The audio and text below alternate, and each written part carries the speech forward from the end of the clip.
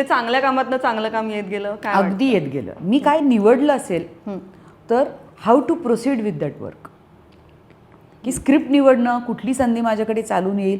अगदी 7-8 पैकी एखाद चित्रपट मी वाचून नाही म्हटलं असेल, पण त्यातले बरेचसे चित्रपट हे आले, मला आवडले, मी केलेले आहेत. हो आणि ते चांगलेच आले असं. ते कारण तेव्हा आपल्या हातात नसतं ना. मी शिकत शिकत, आपण सिनेमा करत करत शिकतो सिनेमा म्हणजे काय, त्यातलं तंत्र काय, बरं. कसं होणार, वर्क काय होईल काहीच माहीत नसतं.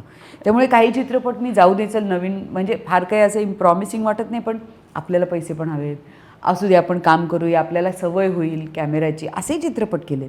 पण त्यातले बरेचसे गाजले कारण कंटेंट खूप उत्तम होतं. हो आणि अनेक महोत्सवात गाजलेले वळू विहीर तर किती महोत्सवात गेले. हो हो बापरे, म्हणजे. हो हो हो.